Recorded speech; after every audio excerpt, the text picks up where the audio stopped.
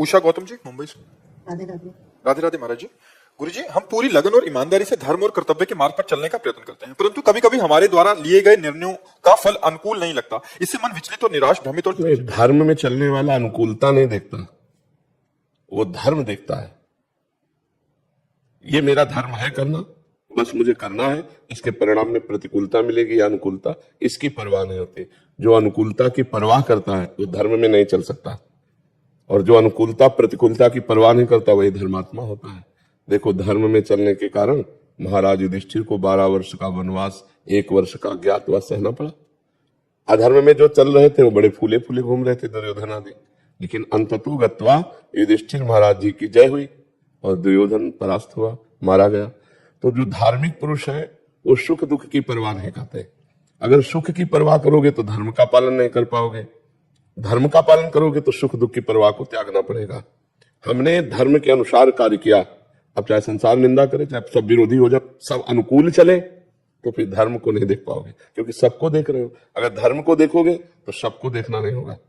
मैं धर्म से चल रहा हूं, सबका मंगल होगा, सबका कल्याण होगा, और वो नहीं समझ पा रहा है, वो हमारा विरोध कर रहा है या हमारे प्रतिकूल चल रहा है, उसका स्वभाव।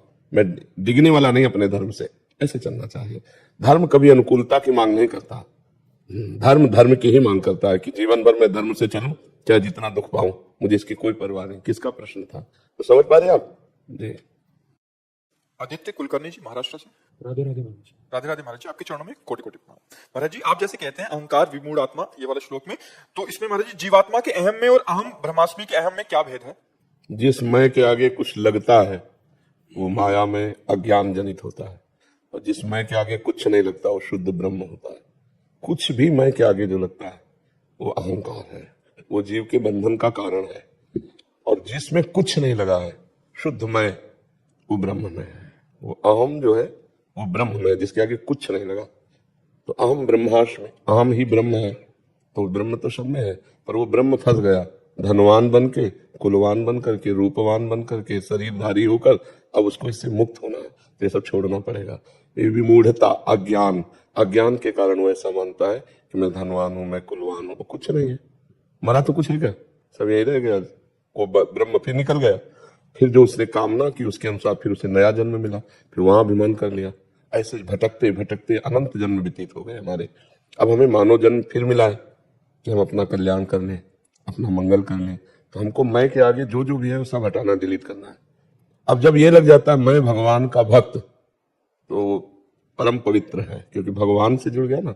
जो माया से जुड़ करके मैं है वो अपवित्र है, जो भगवान से जुड़ करके वो परम पवित्र है। अब भगवान से जुड़कर, जैसे मैं भगवान का दास हूँ, मैं भगवान का सखा हूँ, मैं भगवान का जो भी भाव करता है वो सब पवित्र, जो कि भगवान से जुड़कर। और जो माया से जुड़कर है वो अपवित्र अहंकार है, वो बांधने वाला है, वो त्याज्य है, उसका त्याग करना चाहिए जी। उमेश प्रताप सिंह जी बस्ती से। राधे राधे। महाराज जी, आपके चरणों में चरण स्पर्श। महाराज जी, अपने इष्ट देव की पहचान कैसे करें? कई देवी देवता हैं, जैसे भगवान राम जी, कृष्ण। पहले गुरु की पहचान करो, पहले गुरुदेव। गुरुदेव जो नाम रूप देते हैं वो हमारा इष्ट होता है। अपने आप से चयन करने से सिद्धि प्राप्त नहीं होती, गुरुदेव प्रदत्त। हमने गुरुदेव का वर्णन किया, उन्होंने हमें राम रूप दिया, श्याम रूप दिया, शिव रूप दिया, जो रूप दिया बस उसी में अपने मन को लगा लेते हैं। इसीलिए गुरुदेव भगवान की महिमा है, बिना गुरुदेव के भवसागर से तरा नहीं जा सकता। चाहे शिव विरंच सम होई, गुरु बिन भव निधि तरे न कोई। तो हम पहले गुरुदेव की खोज करें, और गुरुदेव मिले, फिर हम गुरुदेव जो बतावे नाम, जो रूप, जो लीला, जो उपासना, उसके अनुसार चले, तो हम परिपक्व साधक कहलाएंगे। गुरु प्रदत्त उपासना ही सिद्धि प्रदान करती है। गुरु प्रदत्त इष्ट ही साक्षात्कार की योग्यता प्रदान करता है। गुरु प्रदत्त नाम ही इष्ट का साक्षात्कार करवाता है। इसलिए ध्यान मूलम गुरु मूर्ति, पूजा मूलम गुरु पदम, मंत्र मूलम गुरु वाक्यम, मोक्ष मूलम गुरु कृपा। ये सब गुरुदेव के ऊपर है। नहीं तो आपने गुरुदेव का वर्णन किया। हाँ, तो इसीलिए तो जब तक ब्याह नहीं होता तो लड़की 10-20 फोटो रोज देखती है, पता नहीं कौन दूल्हा इसमें हो। लेकिन ब्याह होने के बाद अगर 10-20 फोटो देखे तो गलत मानी जाएगी कि नहीं मानी जाएगी? तब तक गलत नहीं मानी जाएगी जब तक तो अभी ब्याह नहीं हुआ आपका। ब्याह का मतलब जीवन का पूरा भार अभी गुरुदेव के चरणों में समर्पित नहीं किया, इसलिए निर्णय नहीं हो पा रहा। राम भजूं, कृष्ण भजूं, शिव भजूं, ये तो वहां से निर्णय होगा गुरुदेव से जी। राजेश कुमार जी चंडीगढ़ से। राधे राधे महाराज जी। महाराज जी, आप कह रहे हैं कि आप निराकार उपासना के पथिक थे, बट आपका सत्संग सुने तो नाम जप में रुचि बढ़ी इनकी। महाराज जी, फंसे कहाँ हो? साकार और निराकार में। नहीं, हम कह रहे हैं फंसे कहाँ हो? आकार में फंसे ना, आकार में तो फंसे हो। तुम निराकार हो भैया, तुम ही निराकार हो। तुम्हारा स्वरूप ना अल्ट्रासाउंड में आ सकता है, न एक्सरा में, न सिटी स्कैन में आ सकता है। मन नहीं आ सकता, फिर स्वरूप तो बहुत बड़ी बात है। आज तक कोई मशीन वैज्ञानिकों ने नहीं बनाई कि देखो ये मन बनी है, अभी तक हमें तो पता नहीं, लेकिन आप लोग तो संसारे में आज तक कोई देश विदेश में ऐसी तैयार हुई हो मशीन, ये मन देखो, ये बुद्धि, ये चित्त, ये अहंकार। क्योंकि अध्यात्म मशीनरी नहीं पकड़ सकती। अध्यात्म दिव्य योग मार्ग है। दिव्य भाव के द्वारा जब हम अपने स्वरूप का चिंतन करते हैं तो हमारा स्वरूप निराकार है, कोई आकार नहीं है। Power, Divya power. उसे जो यंत्र मिल जाता है वही वो रूप धारण कर लेता है। जैसे एसी तो पावर शीतलता फेंकने लगी, हीटर पावर गर्मी फेंकने लगा, पंखा पावर हवा फेंकने लगी, हाइड्रोजन पावर लाइट फेंकने लगा। लेकिन पावर है वो ना पंखा है, न एसी है, न हीटर है, न हाइड्रोजन है। वो पावर है। उसका जहां प्रयोग होता है उसके अनुसार, यंत्र के अनुसार वो अपना स्वरूप प्रकाशित कर देता है। ऐसे ही ये ब्रह्म पावर है। सुअर में गया तो अपने को सुअर देख रहा है, मनुष्य में आया तो अपने को मनुष्य देख रहा है। लेकिन ये आकार उसके तो नहीं है ना, ये बिजली का आकार थोड़ी है। बिजली जहां जाती है वैसे ही अपना स्वरूप प्रकाशित कर देती है यंत्र के अनुसार, लेकिन बिजली का कोई रूप नहीं है, वो एक पावर है। ऐसे ही ब्रह्म पावर है, भगवत पावर है जीव, उसका कोई रूप नहीं है। कहीं पढ़ा है आज तक कि जीव ऐसा है, काला है, गोरा है, लंबा है, चौड़ा है, छोटा है, बड़ा है? कोई रूप नहीं। आप भी निराकार हो, लेकिन फंस गए आकार में। तो जैसे कांटा लग जाए तो कांटे से कांटा निकाला जाता है, तलवार से कांटा थोड़ी निकाला जाएगा, या हवा से कांटा नहीं निकलेगा। वो कांटे जैसी आकृति वाले यंत्र से ही कांटा निकलेगा। तो हम आकृति से फंसे हैं, आकार में फंसे हैं, तो हम आकार से ही मुक्त हो गए। हमारा स्वरूप तो निराकार है ही है। तो भगवान का मानो चाहे साकार चाहे निराकार, पहले अपने स्वरूप को देख ले। निराकार होते हुए भी तुम आकार में फंस गए, तो अब आकार से ही निराकार की तरफ लौटो। भगवान के नाम का जप, भगवान के रूप की आराधना। तो ये आकार, ये वाला भूल जाओ, जो शरीर आकार है इसको भूल जाओ। और वो आकार सच्चिदानंद में है। तो उस आकार में तन्मय होते ही संसार का चिंतन छूटा, तो असलियत जो भी हमारे भाव हुए, साकार या निराकार, वो हमारे सामने प्रकाशित हो जाते हैं। समझ पा रहे हो? तो खूब नाम जप करो, हमारी बात मान लो, इस चक्कर में ना फंसो। आप जी, नाम जप कौन सा करो? अब हमसे पूछोगे तो हम तो राधा नाम के आशिक हैं, हम तो कहेंगे है हाँ, तो शिव शिव जपो, सांब सदा शिव जपो। ठीक है, सांब सदा शिव, सांब सदा शिव, ऐसा जपो। और भागवत, गीता, इन शास्त्रों का स्वाध्याय करते रहो, तो बुद्धि पवित्र होकर ज्ञानार्जन होगा ना, तो आप सतमार्ग में आगे बढ़ जाओगे। पाप आचरण से बचो, अपवित्र भोजन से बचो, अपवित्र वार्ता, अपवित्र विचार, इनसे बचो। यदि भगवान को प्राप्त करना है तो कम सोना, कम बोलना, कम खाना, ये 3 चीजें अपने संयम में कर ले। वाणी को संयम में कर ले, कम बोले, मौन आश्रय रखे, जब बोले तो उचित बोले। और नींद 4 घंटे 5 घंटे पर्याप्त समय, सो के बर्बाद न करें। और भोजन 400 ग्राम अन्न में 24 घंटे मनुष्य स्वस्थ होकर जी सकता है। तुम कह रहे 1 किलो खा लो, 24 घंटे में 1 किलो भोजन ले लो। लेकिन ये नहीं कि चिड़िया की तरह चुगते रहो। अब हाथों को चाहे जितना फैला लो, आप 2 रोटी से काम चलाने लगो, आपका अभ्यास 2 रोटी में हो जाएगा। आप 6 रोटी, तो ये थैला है, इसे बढ़ाते चले जाओ चाहे जितना, और समेटते चले। तो भोजन कम, बोलना कम, सोना कम, तो साधना प्रारंभ हो जाएगी। उचित भाषण, पवित्र भोजन, पवित्र विचार, तो परम पवित्र भगवान की प्राप्ति की योग्यता आने लगती है। खूब नाम जप करो। ठीक है। कैप्टन संजीव कुमार सारस्वत जी। जी। महाराज जी, हम वृंदावन से बहुत दूर रहते हैं, हम दुबई में रहते हैं, तो महाराज जी हम लोग भक्ति में कैसे अग्रसर हों, कि हमें क्या करना चाहिए कि हमें वृंदावन में रहकर भी भक्ति नहीं हो सकती यदि भक्ति ना करना चाहो तो। और भक्ति करना चाहो तो लंका में भी विभीषण जी ने भक्ति कर ली। दुबई तो लंका जैसा तो नहीं है, घोर निशाचरी लंका, निश्चर निकर निवासा, यहाँ कहाँ सज्जन करवासा। तो हमें लगता है बहुत से भारतीय दुबई में भी वास करते हैं, और भक्ति के लिए कोई दुबई में प्रतिकूलता नहीं है। लेकिन लंका में तो भक्ति के लिए प्रतिकूलता थी। गर्दन उड़ा दी जाए अगर पता चल जाए रावण को कि भगवान का भक्त है। तो विभीषण जी ने जब वहां भक्ति कर ली, तो इसका मतलब कहीं भी भक्ति की जा सकती है। अच्छा, भक्ति एक हृदय का विषय है, भक्ति हृदय का भाव है। अब आप अंदर बैठे बैठे राधा राधा जप रहे हैं, कौन जाने आपसे, है नहीं। और हृदय से आप व्याकुल हैं भगवान, मैं तो ऐसे देश में रहता हूं जहां आपकी भक्ति का प्रकाश नहीं है। बड़े धन्य भाग हैं जो ब्रज में रहते हैं, जो अवध में रहते हैं, जो काशी में रहते हैं। प्रभु मेरी भक्ति कैसे बनेगी? तो ये दैन्यता और भगवान का स्मरण ये आपको भक्तिवान बना देगा। महाराज जी घर बनाया तो हमने घर का नाम वृंदावन लाऊंगा। हाँ ठीक है, बहुत सुंदर है। इन किन प्रकार भगवान की स्मृति हमारे अंदर आनी चाहिए। घर में ठाकुर जी विराजमान क्यों? हाँ, बहुत माता जी भी सेवा करती है। हाँ। और बच्चे वगैरह सब हम लोग इस्कॉन से जुड़े हुए हैं महाराज। हाँ ठीक है, खूब नाम जप करो और राधा कृष्ण की सेवा करो और भगवान के भाव में रहो। सकल भूमि गोपाल की आमे अटक कहा, कोई जगह ऐसी नहीं जहां हमारे भगवान ना हो। हरि व्यापक सर्वत्र समाना, समाना जैसे वृंदावन में है ऐसे दुबई में भी है। हरि व्यापक सर्वत्र समाना, प्रेम ते प्रगट होए में जाना। भगवान शंकर कह रहे हैं यदि प्रेम हृदय में जागृत हो जाए तो दुबई में मुरली मनोहर दिखाई देने लगेंगे। नहीं, वही है भगवान। और प्रेम ना हो तो वृंदावन में भी नहीं दिखाई देंगे। आप जाओ बिहारी जी से आंख लड़ाओ, राधा वल्लभ जी से आंख लड़ाओ, अगर प्रेम नहीं है तो आपको थोड़ा भी सुख नहीं मिलेगा। और प्रेम है तो सोचकर आपको आंसू आने लगेंगे, सोचकर आपका हृदय आनंदित होने लगेगा। तो प्रेम से प्रकट होए में जाना। और प्रेम प्रकट होता है भजन से, और भजन होता है साधु संग से। भजन न होए संग बिन, भजन बिना नहीं प्रेम, छिनहु भजन न छाड़िए, धरिए याद ध्रुव नेम। ये नियम ले लो कि एक क्षण भी भगवान का नाम नहीं भूलेंगे तो दुबई में रहते हुए भी भगवत प्राप्ति हो जाएगी। ठीक है। और गंदे भोजन का त्याग, हाँ किसी भी तरह, जैसे गंदा भोजन का मतलब होता है आप मांस वगैरह तो खाते ही नहीं होंगे, लेकिन जो मांस खाते हैं उनके संग में हम गए और उन्होंने कहा हम तुम्हें खीर पूरी बना के पकाते हैं, तो उनके वो पात्र जिनमें मांस रांधा गया है अगर उसमें खीर पूरी तो वो हम नहीं पा सकते। प्रभु जी मेरी माता जी इस बारे में मैं नेवी में कैप्टन हूँ, तो मैं अगर यूरोप में भी या पूरी दुनिया में कहीं जाता हूँ तो माता जी मुझे घर का प्रसाद बना के देती है। हाँ ठीक है, पवित्र भोजन पाला चाहिए। ठीक है जी। प्रियंका गर्ग जी गुरुग्राम से। श्री राधे महाराज जी। श्री राधे महाराज जी, आपके चरणों में कोटि कोटि प्रणाम। महाराज जी, ईश्वर की कृपा प्राप्त करने के लिए आसान व प्रभावी तरीका क्या है? नाम जप। भगवान की कृपा प्राप्त करने के लिए मन क्रम वचन छाण चतुराई, तो भजत कृपा करिहे रघुराई। मन और वचन और कर्म से छल कपट छोड़कर यदि भगवान का नाम जप किया जाए तो बहुत जल्दी कृपा हो जाएगा। अच्छा, नाम जप में पैसा भी नहीं लगता, हम 1 रुपए की बात नहीं इसमें नाम जप में करते हैं। नाम जप में नहाने धोने की भी कोई बात नहीं है। जो हो, जहां हो, जैसे हो, जिस स्थिति में हो, बस उसी स्थिति में राधा राधा राधा जपो। इसमें कोई पैसा नहीं, इससे सहज कोई कार्य है, कोई पैसा नहीं लगता, कोई मेहनत नहीं लगती, कोई जान नहीं पाएगा। अब अंदर अंदर हम राधा राधा जप रहे, कौन जान पाएगा? इसी से भगवान की प्रसन्नता होती है।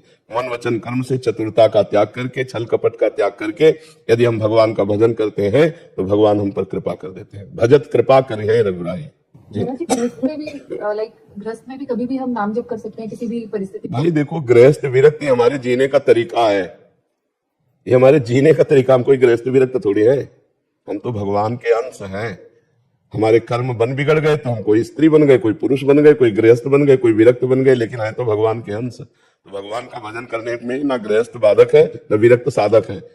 जो भजन में लगा वही भगवान का साधक है। गृहस्थ होकर यदि नाम जप कर रहा है, अच्छे आचरण कर रहा है तो संत ही है, वो संत लक्षणों से होता है।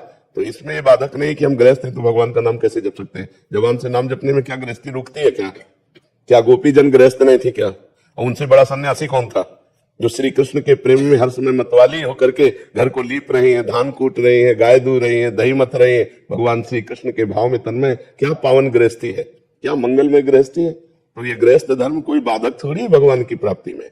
बाधक है जब भोगा शक्ति प्रबल बुद्धि है तो भी बाधक है, नहीं तो साधक ही है। निखिल तिवारी जी कानपुर से। दंडवत महाराज जी, श्री हरिवंश। श्री हरिवंश महाराज जी। महाराज जी, आपने हमेशा कहा है कि एक सैनिक और एक संत में कोई अंतर नहीं होता, दोनों ही अपने कर्तव्य पथ पर अड़िग रहकर राष्ट्र और मानवता की सेवा करते हैं। मेरा और मेरे सभी रक्षा क्षेत्र के विद्यार्थी मित्रों ने आपसे विनम्र प्रश्न किया है कि हम अपने भीतर ऐसे कौन से गुण विकसित करें, कौन से आदर्श अपनाएं जिससे एक उत्कृष्ट और कर्तव्यनिष्ठ सैन्य अधिकारी बन सकें। कृपया हमें दिव्य ज्ञान। देखो, जब तक हम अध्यात्म में नहीं होते तब तक हमारी स्वार्थ बुद्धि नष्ट नहीं होती, और स्वार्थ बुद्धि कभी दिव्य नहीं होने देती। स्वार्थ बुद्धि नीचे पतन की ओर ले जाती है। जब परहित भावना जागृत हो जाती है तब हमारे अंदर दिव्यता आने लगती है। हमारे अंदर जो विशेष शक्ति जागृत होती है वो दूसरों के हित की भावना से जागृत होती है, और दूसरों के हित की भावना अध्यात्म से आती है, और अध्यात्म भगवान के नाम जप और सत्संग से जागृत होता है। यदि हम नाम जप करें, चाहे जहां हो चाहे जैसे हो, और सत्संग सुने, तो मानो आपको रोज सत्संग में जाने का सौभाग्य प्राप्त नहीं है। आप अपनी ड्यूटी पे, अपने कार्य प्रणाली पे, तो मोबाइल से तो सुन सकते हैं। अगर आप रोज सत्संग सुनते हैं और रोज नाम जप करते हैं तो आप अध्यात्म को जागृत कर रहे हैं। तो आप पराई स्त्री से संभोग नहीं करते, आप मदिरा नहीं पीते, आप मांस नहीं खाते, तो अध्यात्म का जो अंकुर है वो वृक्ष बनने के लिए सहायता है आपकी है। जैसे वृक्ष बनाना हो ना तो बाड़ लगाई जाती है कि कोई बकरी आदि चुन न जाए और उसकी सिंचाई की जाती है। तो जो अध्यात्म का अंकुरण होता है वो सत्संग और नाम जप से होता है। और बाढ़ उसकी होती है यही परहेज, मांस न खाएं, मदिरा न पिए, दूसरे का अमंगल न करें, तो हमारे अंदर दिव्यता आ जाएगी। आप इनको धारण करके देखो, नाम जप और सत्संग और पवित्र आहार और पवित्र आचरण, तो आप में दिव्यता जागृत हो जाएगी। जितने भी महान हुए हैं वो सब अध्यात्म से जुड़कर ही हुए हैं। राष्ट्र के प्रति समर्पण भाव अध्यात्म से ही आता है, नहीं तो आपको जलन हो जाएगी। जैसे आपका ममत्व परिवार में अधिक है, होता है, सबका होता है, कई महीने से छुट्टी नहीं मिली, अधिकारी से प्रार्थना करते हैं, वो आपका अस्वीकार कर देता है, तो हमें लगता है अध्यात्मवान बनने से धैर्यवान बन, चलो इस बार हमारी रिक्वेस्ट नहीं मानी, अगली बार मान लेंगे, अगली बार गए तो कभी तो छुट्टी मिलेगी ही, परिवार जाएंगे। तो ये बुद्धि जो हमारी है ये शुद्ध हो जाए तो ये दिव्य हो जाए, और बुद्धि अपवित्र है तो सब बेकार हो गया। अब जैसे राष्ट्र के प्रति प्रिय भाव आ गया, धर्म भाव आ गया, तो आप कभी रुपया लेकर के गद्दारी नहीं करेंगे अपने राष्ट्र के प्रति, आप कभी धोखा नहीं हमारे राष्ट्र को देंगे। लेकिन अगर आपकी बुद्धि आध्यात्मिक नहीं है तो आपको कोई करोड़ 2 करोड़ दे रहा है तो आपको लगेगा ना। तो परहित की भावना ये अध्यात्म से जागृत होती है, और अध्यात्म नाम जप और सत्संग से, और सत्संग और नाम जप हमारा बराबर चलता रहे, इसलिए हमारे पराई स्त्री का संभोग, मदिरापान और मांस भक्षण इनका त्याग कर देना चाहिए। महाराज जी एक संशय, महाराज जी मेरे मित्र ब्रह्मधारी ये भी आने वाले समय में पहुंच ज्वाइन करने वाले हैं। मैम महाराज जी कई कई जगह ऐसी पोस्टिंग होती है जहाँ पे ना चाहते हुए भी आपके मुख से हमने सुना है कि अगर कभी किसी इंसान ने अगर शराब की एक बूंद भी जबान में लगा दी तो उसका ब्रह्मत्व का नाश नाश हो जाता है। लेकिन महाराज जी कभी ऐसी जगह कहीं पे पोस्टिंग है जहाँ पे तामसिक आहार या जैसे सियाचिन ग्लेशियर में वहाँ पे अगर गलती से भी अगर कभी ऐसा कुछ करने को रहा तो फिर उसके लिए जरूरी है क्यों करे? नहीं महाराज जी ऐसा होता है तो संशय था। नहीं, उसको ना करे। भगवान में बहुत बल है बच्चा, हर गर्मी सर्दी बरसात सब कुछ सहने। क्या ऐसे महात्मा नहीं जो हिमालय में है? क्या वो शराब पीते हैं? क्या वो मांस खाते हैं? अब विचार करो, कई कई दिन भूखे रहकर भी बर्फ में बैठकर साधना करते हैं, तो वही तो आप भी हो ना। आप राष्ट्र के लिए साधना कर रहे हो, भगवान के लिए साधना कर रहे हैं, तो आप राष्ट्र और भगवान दोनों को लेकर चल रहे हैं। तो मुझे लगता है यदि आप निष्ठावान हैं तो नहीं पीना चाहिए। आपको गर्मी भगवान देंगे, आंतरिक गर्मी भगवान देंगे, हर बात सहने की सामर्थ्य भगवान दे देते हैं। जरूरी थोड़ी है कि अशुद्ध पदार्थ पीने से ही आपका शरीर रक्षण होगा, नहीं है। ऐसे भी बहुत से आर्मी में हमारी जानकारी में लोग हैं जिन्होंने पूरा जीवन आर्मी में दे दिया लेकिन एक बूंद शराब नहीं पी। तो क्या वो लोग ऐसी जगह तैनात नहीं हुए? क्या तैनात जरूर हुए होंगे, लेकिन वो निष्ठावान है। से महाराज जी वेजिटेरियन रहते हैं जो मतलब शराब आदि का सेवन नहीं करते और वहाँ हाँ, तो हमें लगता है कि ऐसी निष्ठा रखनी चाहिए, क्योंकि अगर हम जरा भी छूट दे दिए तो हजारों लोग भ्रष्ट हो जाएंगे। तो हमें लगता है कि ना को ही पकड़े रहे। 4 दिन की जीवन है यार, राष्ट्र के लिए समर्पित जीवन, भगवान को समर्पित जीवन, उज्जवल भविष्य, उज्जवल जीवन, काहे को गंदा करें? भाई राष्ट्र तो सब व्यवस्था आपकी करेंगे, लेकिन नहीं, आप धर्मात्मा है और राष्ट्र सेवक है तो आपको नहीं खाना चाहिए, क्योंकि और भी सुविधा है ना, बिना उसके भी तो जिया जा सकता है। और शक्ति आती है धर्म में, शक्ति धर्म में आती है। कितनी बड़ी शक्ति हमारे देशवासियों में, जय हिंद बोलकर फांसी के फंदे पर झूम गए, नहीं झूम गए? तो हम उन्हीं के वंशज है, हम उन्हीं के अंश है। हम राष्ट्र के लिए उतना प्रयास करेंगे कि हमारा राष्ट्र विजयी हो, राष्ट्र हमारा सुखी हो, वही आपकी भावना आपका मंगल कर देगी। चिराग जी मथुरा से। राधे राधे महाराज जी। महाराज जी, नकारात्मक विचार मुझसे पाप करवा देते हैं महाराज जी, ऐसे विचारों को मैं कैसे दूर करूं महाराज जी? सत विचार, असत विचार, ये 2 बुद्धियां हमारे अंदर है, कुमति और सुमति। जहां कुमति बढ़ती है तो फिर असत विचार, बस नकारात्मक सोच, जो निगेटिव सोच है, हाँ, ये इसको हटाने के लिए पहले भोजन शुद्ध करो, फिर नाम जप, शास्त्र स्वाध्याय, सत्संग सुनो, इससे बड़ा लाभ मिलेगा। भोजन शुद्ध करो, कोई नशा, तो कैसे बुद्धि शुद्ध कैसे होगी? जब हम अशुद्ध चीजों का सेवन करेंगे तो हमारी बुद्धि अशुद्ध होगी ना, और शुद्ध चीजों का सेवन करेंगे तो जैसा खाओ अन्न वैसा बने मन, जैसा पियो पानी वैसी बने वाणी। बड़ा मतलब पता रहता था कि ये गलत है, हम नहीं करते थे, बट धीरे धीरे पता नहीं है तो सांसारिक लोगों को देख देख कर मतलब बुद्धि मलिन हो जाती है। तो आज हमारे पास आप आए हैं तो एक नियम लीजिए कि जो भी आप नशा करते हैं उसे छोड़ दीजिए। अगर सुधरना चाहते हैं, नहीं सुधरना चाहते तो मत लीजिए, क्योंकि हमारे पास आने का कुछ तो लाभ मिलना चाहिए। हमारे संघ का लाभ यही है कि आपका नाश करने वाली बात, आपका पतन करने वाली बात, आपको दुख देने वाली बातें खत्म हो जाए। तो आप पहले नशा छोड़िए, अब छोड़ दो, आज से छोड़ दो, कोई नशा नहीं करोगे। नहीं, जिया जा सकता है बिना नशे के, जिया जा सकता है। लाखों लोग जीते हैं बिना नशे के। ये तो बुद्धि की मलिनता है जो लोग ऐसा कि मैं बिना नशे के। मतलब उसमें ये लगता था कि इससे मैं तनाव मुक्त हो जाऊंगा, बट उससे वाह, तनाव मुक्त होने के लिए शास्त्र में नहीं, एक साइकिल नहीं चला सकता, तनाव मुक्त हो रहा है। मोटरसाइकिल लेके मुंह भरा के शराब पीने वालों की दुर्दशा है।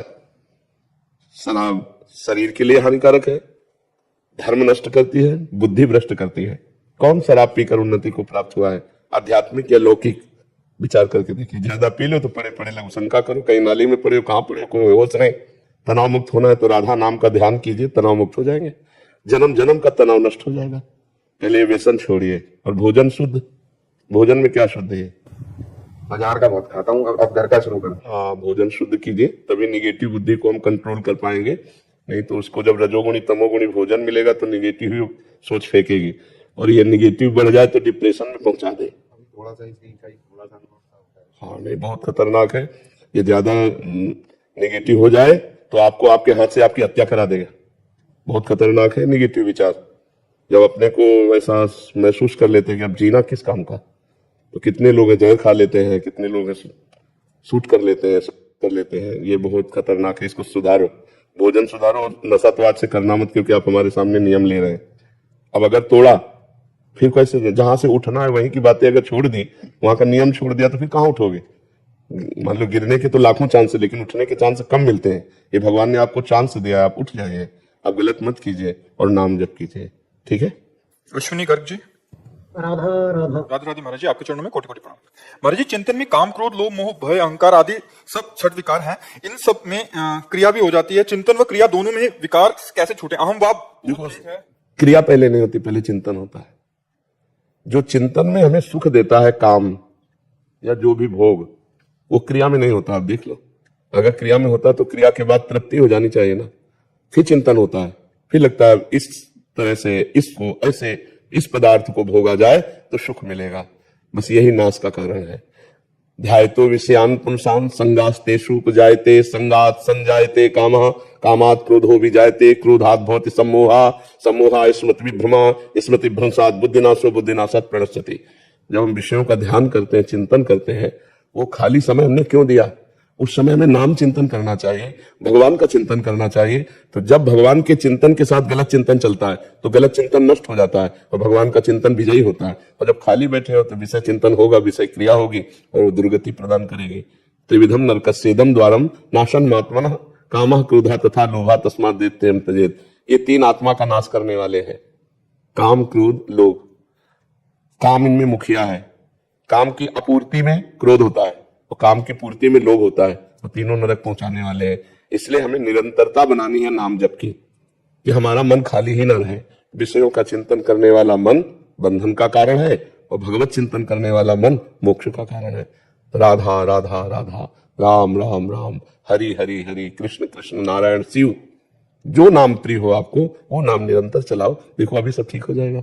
संसार के अंदर अपने आ जाता है, कोशिश नाम का करते हैं, संसार चलते चलने लग जाता है। देखो आप समझो, जब हम प्रारंभ नाम जप करते हैं तो हमारे दो चिंतन होते हैं, एक भूत का चिंतन और एक भविष्य का चिंतन, बीती बातों का चिंतन या आगे होने वाली बातों का चिंतन। साथ में नाम जप कर रहा है, नाम जप उसको डिलीट करता जा रहा है। अनजाने में जैसे सीसी कैमरा सब कुछ कवर करता है, ऐसे ही हमारा मन पूरे भूत भविष्य की बातों को कवर करता रहता है। जब हम नाम जप करते हैं तब वही सब बाहर निकलती है। तो हमें समझना चाहिए कि नाम जप को हम और बढ़ावें, जिससे हमारा मन खाली हो जाए। खाली निर्मल मन भगवान का साक्षात्कार करता है, मलिन भरा हुआ मन प्रपंच युक्त होता है। तो देखो ऐसे देखो, बात कर रहे हो, कोई आपको विषय चिंतन नहीं, लेकिन अभी माला उठा के बैठो, अभी विषय चिंतन शुरू हो जाएगा। क्योंकि वो मन जो विषयों में लगा था और उसने विषय पकड़ रखे थे, अब वो खाली कर रहा है नाम। अब वो मंत्र जब से डिलीट हो रहा है तो आपको उत्साहित होना चाहिए, गंदगी निकल रही है, खूब नाम जप करो, धीरे धीरे ठीक हो जाएगा। अरे 3 दोष ज्यादा है जी मेरे में।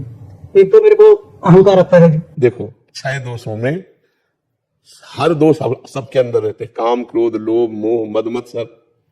अब आप पकड़ पाए तो 3 को पकड़ पाए हैं तो 6, और 6 के 66 है। क्षय के और भी विस्तार है ना, उतने थोड़ी वो तो पूरा परिवार आ जाएगा, एक आ जाए तो पूरा परिवार आ जाएगा। ईर्ष्या, द्वेष, नाना प्रकार की और भी बात हमको मूल से उड़ाना है।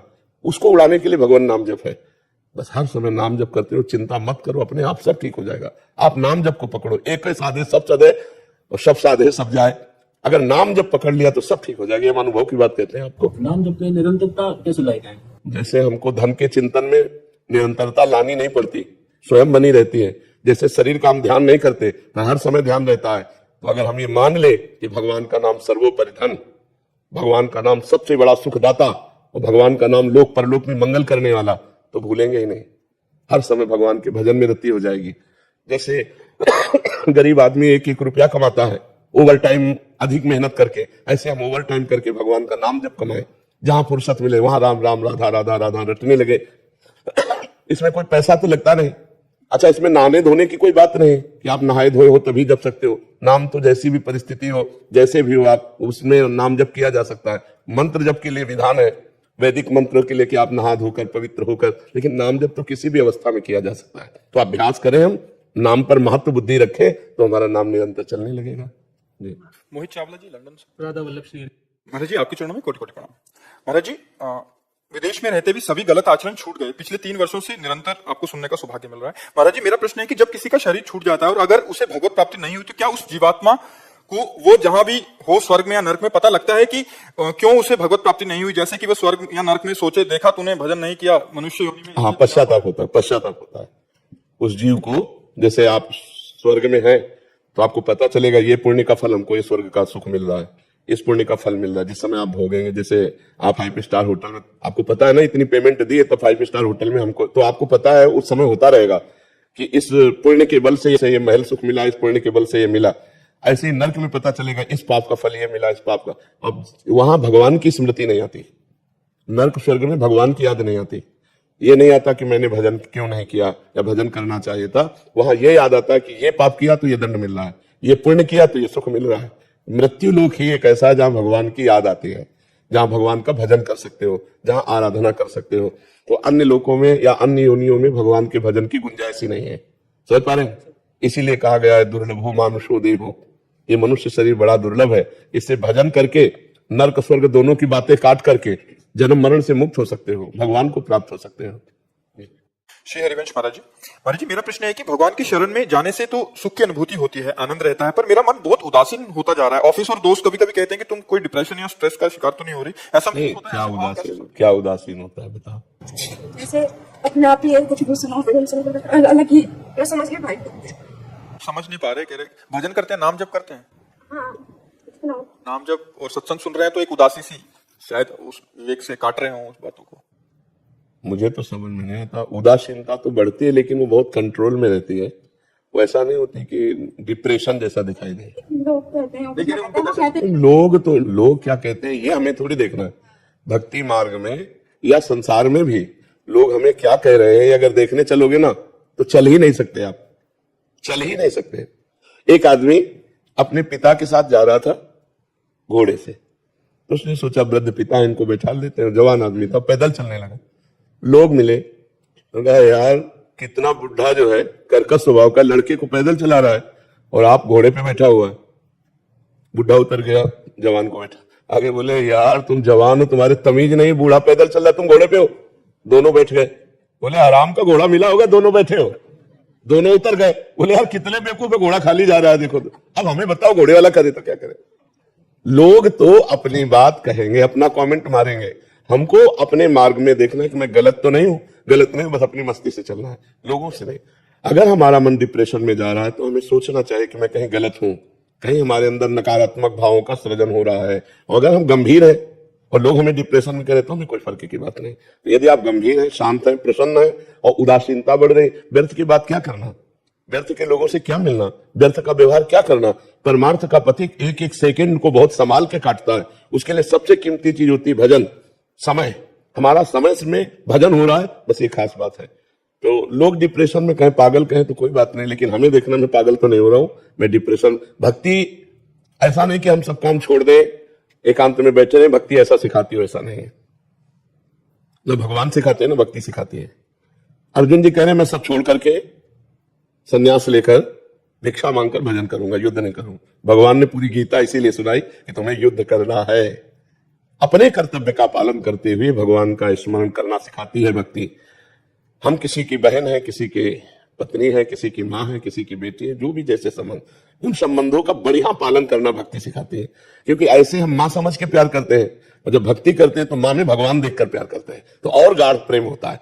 तो भक्ति का मतलब थोड़ी कि अपने कर्तव्यों को छोड़ दिया, पागल बना बैठा है। तो इसको समझना होगा कि हमको अपना व्यवहार भी बहुत आनंद में रखना है। वो मिल के व्यक्ति तुमसे जाए तो उसको लगे यार किसी से मिला हूं। तो ये भगवान की भक्ति का है कि ऐसे व्यक्ति जो भगवान का भजन करते हैं उनसे बात करने पर भी आनंद आता है। ऐसा ना आना चाहिए कि उसको लगे कि बहुत बुझे हुए आदमी से बात करके एक क्षोभ हो, ऐसा। हाँ, आप कैसे पानी लेंगे, आप मधुर वचन, बहुत संयम पूर्वक व्यवहार, तो एक अच्छा बर्ताव भक्ति सिखाती है। भक्ति ऐसा नहीं, अगर भक्ति ऐसा सिखाती तो चक्रवर्ती सम्राट महाराज अम्बरीश इतने बड़े महाभागवत कैसे राजकारण, न ज्ञान सिखाता है। देखो जनक जी महाराज ज्ञानियों के गुरु है, भक्ति में सर्वश्रेष्ठ कितने राजा महाराजा हुए। तो हमें चाहिए कि अपनी भक्ति को संभालें। हम कहीं हम कोई निगेटिव रचना तो हमारे अंदर नहीं रच रही है जो भक्ति की आड़ में हमको कमजोर कर रही हो। नहीं तो भक्ति बहुत प्रसन्न मुद्रा, आनंद में। हाँ, संसारिकता अच्छी नहीं लगती, जिनमें गंदे बच्चे बातें करते हैं वो अच्छा नहीं लगता, गंदा भोजन अच्छा नहीं लगता, गंदा व्यवहार अच्छा नहीं लगता। लेकिन ये नहीं कि वो किसी से बात ही नहीं करता या किसी से व्यवहार ही नहीं कर सकता, ऐसा नहीं है। हाँ, एक दशा आती है जो शरीर शुद्ध ही रहे। अब जैसे भाई जी से हनुमान प्रसाद पोद्दार जी संपादन के लिए बैठे, प्रिया प्रीतम में डूब गए तो 20 घंटे ऐसे बैठे, 20-20 घंटे हाथ में कलम है और ध्यान में प्रिया प्रीतम शुद्ध ही नहीं, वो बात अलग है। वो एक स्थिति होती है, अपने लोगों की ऐसी स्थिति थोड़ी है। यदि हमारा गरीबों का सहयोग करना, बीमार पुरुषों को दवा देना, भूखों को भोजन देना ये चालू रहा तो इसको सपोर्ट मिलता रहेगा। अगर शराब पीना, मदिरा के साथ मांस खाना, व्यभिचार करना, तो ये चांदनी है, अंधेरी रात भी होती है। तो हमको ये सावधान रहना है कि सुख के समय में हमको इतना अपना पुण्य कमा लेना है कि दुख का समय देखना ही ना पड़े।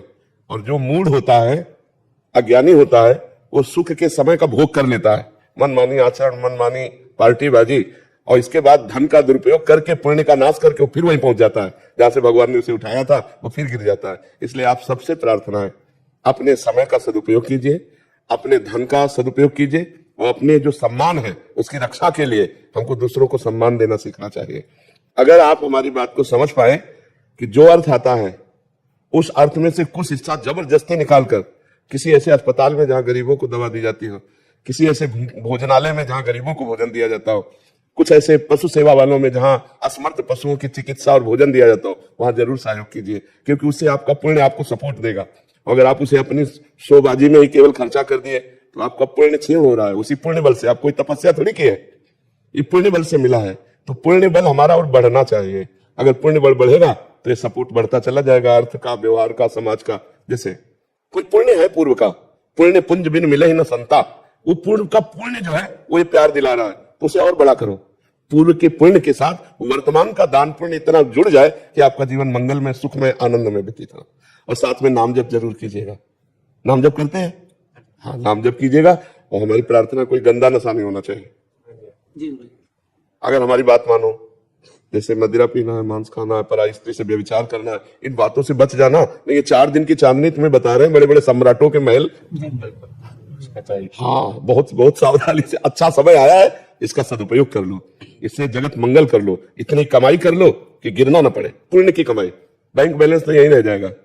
जो पुण्य कर लिया, जो अच्छा काम कर लिया, जो परहित कर लिया, जो नाम जप लिया, वो आपका साथ देगा लोक और परलोक में सर्वत्र।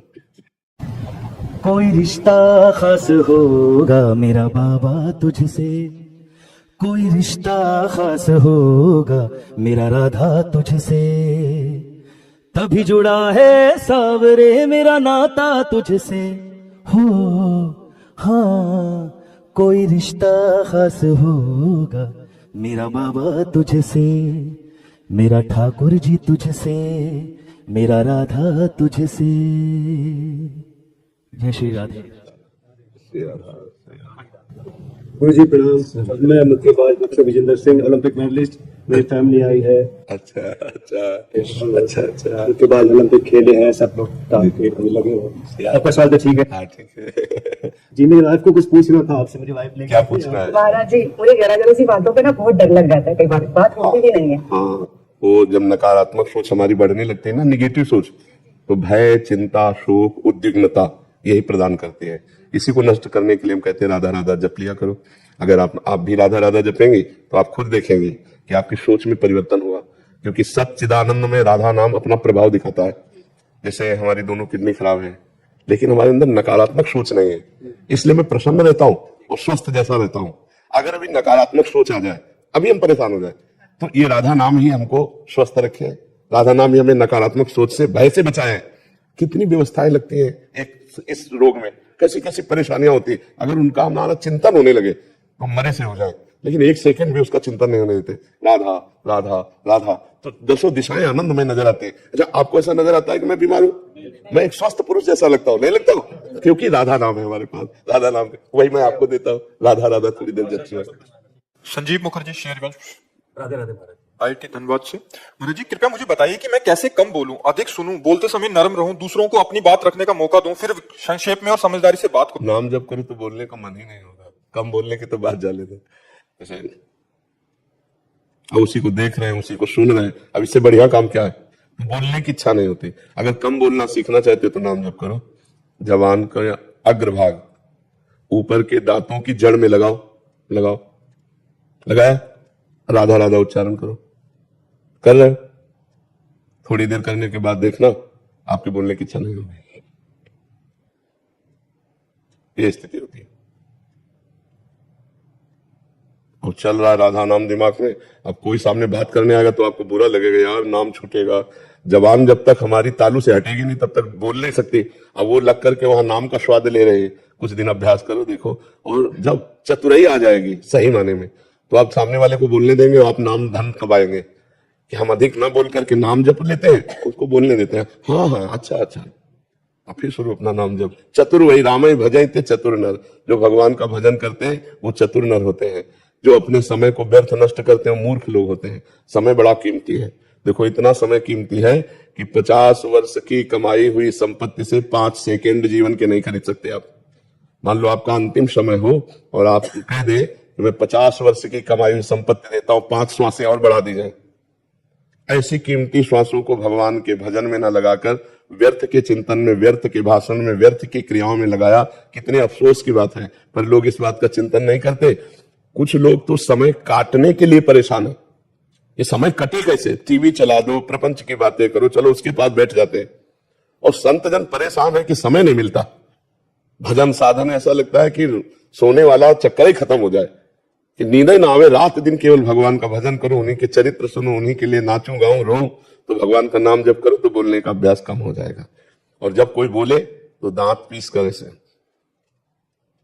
नाम में लगो, मन कह रहा बात उत्तर दो, नहीं ज्यादा उसको बोलने दो, जरूरी है तो बस हाँ ना 2 शब्द बोल दो, चुपचाप अपने भजन में लगे। जी धन्यवाद। आपका स्वास्थ्य के साथ ठीक है।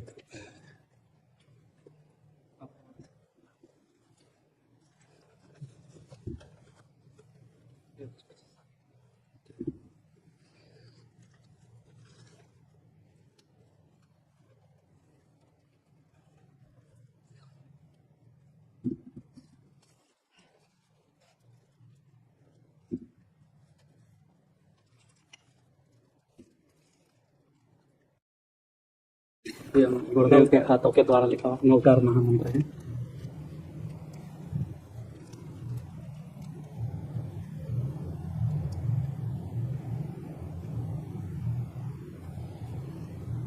अभी 9 अप्रैल को इस नवकार महामंत्र का पूरे वर्ल्ड लेवल में जीतो संस्था के द्वारा सुबह 8 बजे से 9 साढ़े 9 बजे तक विश्व कल्याण के लिए, आरोग्य प्रदान के लिए इस महामंत्र का अनुष्ठान है पूरे वर्ल्ड लेवल पर। कोई भी किसी भी जाति संप्रदाय सभी जाप कर सकते हैं इस नवकार महामंत्र, सभी का नमस्कार किया।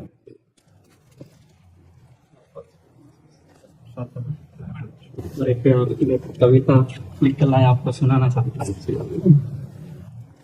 प्रेम है प्रभु का वरदान, प्रेम में समाया भगवान, प्रेम में होता नहीं विकार, प्रेम से झुक जाता संसार, आकर्षित करता है सबको चुंबक के समजान, चुंबक के समजान। कंचन के सम प्रेम होता वासन कांच समान, वासन कांच समान। दंड देने का उसे अधिकार, जिसके भीतर निर्मल प्यार, जिसके होती नहीं कभी हार, प्रेम से झुक जाता संसार। प्रेम नहीं है जिसमें वो है केवल चित्राकार, केवल चित्राकार। प्राणी मात्र से प्रेम करे वो, जिसमें नहीं अहंकार, जिसमें नहीं अहंकार। नफरत करवाती तकरार, प्यार क्षमा के लाए बहार। प्यार आत्म से हो हर बार, प्रेम से झुक जाता संसार। धर्म जाति नहीं प्रेम की होती, प्रेम है दिव्य मोती, प्रेम है दिव्य मोती। प्रेम बिना सब सूना जैसे बिन बाती के ज्योति, बिन बाती के ज्योति। प्रेम से सुधरे सब व्यवहार, प्रेम से बढ़ता भाईचार। प्रेम ही संयम का है सार, प्रेम से झुक जाता संसार। बहुत बड़ी कृपा कराई आपके, आपका स्वास्थ्य सब स्वस्थ रहे, इसी बात। आप पद ही भ्रमण करते हैं, गोरखपुर से चलते हुए जयपुर में जाते हैं। बस आंतरिक चिंतन ही संत का संतत्व है। हमारा किसी भी संप्रदाय का कोई संत हो, सबका उद्देश्य है संसार शरीर का चिंतन त्यागना और परमात्मा चिंतन में तन्मय रहना। अब उस परमात्मा को साकार, निराकार, शिव, राम, हरि, कृष्ण, महावीर, जो भी हम नाम दें, वो एक तत्व है और उसी में हमें रमण करना है। हमको ये देखना है कि शरीर कहीं भी कैसी भी परिस्थिति में रहे, सुख में या दुख में, मान या अपमान में, हमारा चित्त परमात्मा में रहे, हमारा चिंतन भगवान में रहे। कहीं हमारा चिंतन विषय न बन जाए। बस इतना खतरनाक खेल है विषय चिंतन कि जो क्रिया खतरनाक नहीं है। क्रिया शरीर से होती है, लेकिन चिंतन अंतःकरण से होता है। अंतःकरण को हमें संभालना है तो शरीर अपने आप संभला रहेगा। तो बस हर समय अपने आराध्य देव गुरुदेव के द्वारा जो मिला हुआ चिंतन है उसी में डूबते रहें। एक एक कदम उसी चिंतन में तन्मय होकर चलते हैं तो हमारा जीवन परम उज्जवल हो जाता है।